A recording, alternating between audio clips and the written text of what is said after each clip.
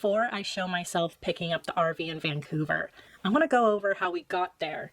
I currently live in Southern California near Santa Barbara, so to get to Vancouver was quite a journey, which, if I'm being honest, I didn't record much of it. My child and I drove my car and set off to Canada, but we made a few stops along the way. I went to SF, or San Francisco, to visit Familia for a couple of days. It was great seeing my brother with his fiancée and their child Lexapro. She is the sister of Sarah Effexor, and they just love each other so much. They're always so happy to see each other when we visit. We also went to Davis briefly for some really good food at Davis Noodle City. We try to visit whenever we are driving by because it's so delicious. I continued my journey by stopping in Redding, California to stop by Lake Shasta.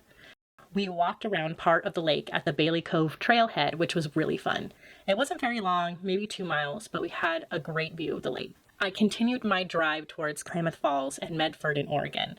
The drive between Klamath Falls and Medford was a little nerve-wracking because there was a lot of fog, but luckily there was a few cars in front of me, so we were working together to slowly get through the pass.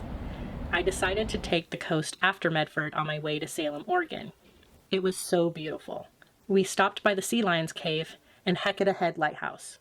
You can take a tour of the Sea Lions Cave, but I opted to just view it from the top of the cliff, which was still amazing. At the Hecate Lighthouse, we both hiked a part of the Hecate Trail since it was starting to get a bit dark, but we made it in time to see the sunset before I got to Salem late at night. It was totally worth the extra 3 hours of driving. We spent the morning in Salem by having a really good breakfast and then visiting the Riverfront Park. My child wasn't up for that much walking that day, but that was okay. She got to sniff a lot of the areas and meet some of the doggos. In the afternoon, we moved on to Portland, Oregon, where we stayed for 5 days. I've been to Portland for a night before, but this time I really got to explore the area. They had so many good food options, even though some of them did not accept my child, which was totally fine. Their restaurant, their rules. I would take it to go or would choose a new place that did accept my child.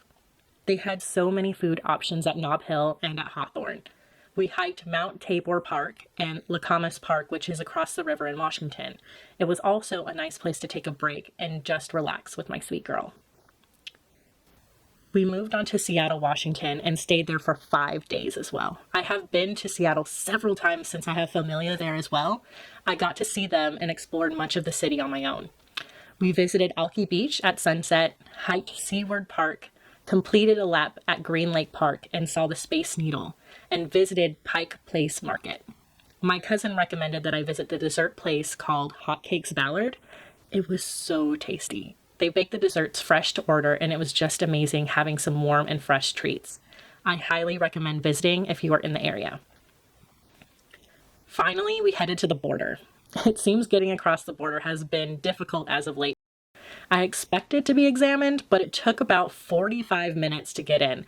I had the paperwork I needed for my child. I had her list of vaccinations, which included her rabies shot, and the paperwork from my therapist listing her as my emotional support cat. But they didn't even look at any of it. They were asking about my long journey that I planned with my RV, my financial situation, and if I'm looking for employment in Canada since I'm currently unemployed. I also did not reserve my RV yet since I was still deciding which day I wanted to return, so that was concerning to them as well. They also searched through my car, and I just had to make sure my sweet girl was in her carrier so she didn't get out.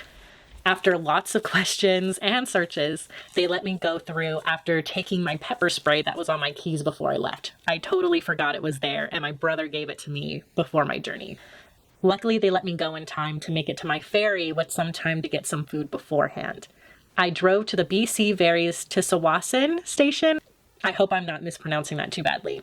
To get on the ferry heading to Vancouver Island. It was really amazing just driving onto the ferry and being able to take my child to the outdoor pet area. They had food available and places to lounge, but I stayed in the car for most of the journey since pets were restricted access to most areas. It was a pretty quick ride over, and we stayed there for 3 days.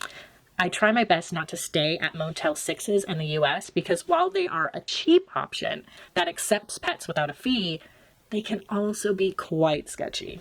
However, the Motel 6s in Canada are amazing, top tier. They were cheap, but were very safe at the ones I stayed at, which included the one on Vancouver Island. I would definitely go back to Vancouver Island again. I absolutely loved it there. It was so beautiful and relaxing. I was there during the off season, so that would be why, but I just had an amazing time. I got to see the Sheringham Point Lighthouse. They had this amazing restaurant called Shirley Delicious that had the best food. They loved seeing my sweet girl there, and I ate the BLT croissant, which was the best sandwich I ever had. I would go back to the island just to get their food again. It was so good. We went to hike at the East Souk National Park, which was breathtaking, and then went to Clover Point Park in Victoria. I just can't get over how stunning these sites were. They were just breathtaking. I ended up driving as far north as Nanaimo, so we really got to visit about a third of the island. It was pouring rain when I was driving back from Nanaimo, but on our last day, it finally started to snow. It's kind of funny that I was driving around all these areas in January and I had not seen snow until this moment. We visited Sydney on our last day before we took the ferry back to the mainland. We ate at the 3rd Street Cafe, which was really good, and they loved my sweet girl as well. The town itself is small, but it seemed to have a nice, friendly community. I just couldn't help falling in love with Vancouver Island and will definitely be coming back. We took the ferry back and were able to see a lot more than on our last trip. The last trip started around sunset, so it got dark pretty quickly, but I was able to see a lot during the last ferry ride, which was during the daytime. It was a very beautiful ride, though it was getting pretty cold out there. We arrived back at BC Ferries Tsawwassen when the sun was starting to set, and I drove to Vancouver to get to the Airbnb I rented for the next 4 days before we finally picked up the RV in Abbotsford. It finally snowed a lot when we were in Vancouver. It was like a winter wonderland. It was really nice to see how on top of it that Canada was with plowing the new snow. While they did not get to the side roads, they would plow the main streets, which was really nice when getting around without winter tires and chains. There were only a couple of times when my car was having some trouble. For outdoor adventures, we went exploring Queen Elizabeth Park, Stanley Park, and Burnaby Mountain Park. My child was less enthusiastic to be walking outside since it was so cold, even though I double layered her, so I kept her in the backyard most of the time. We also went to Granville Island, which was a very nice place to just walk around, shop, and explore the views in the snow. It wasn't a very long stay in Vancouver, and we did mostly relax since it was snowing most of the time, but I really enjoyed my time there.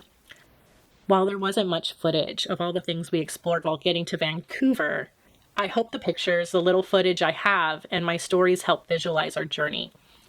Over time, I start recording more and slowly start getting the hang of documenting my journey.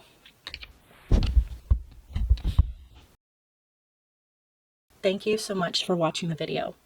Please continue to join us as we travel on a cross-country journey through Canada and the US.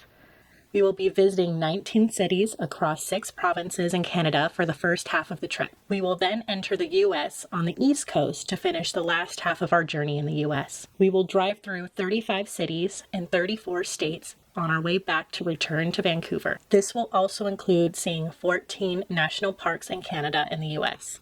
In total, we will be traveling more than 12,000 miles. It will be a long and tough journey with lots of repairs, being towed a couple of times, shoveling lots of snow, but it will also be extremely rewarding and create lifelong memories I will cherish forever.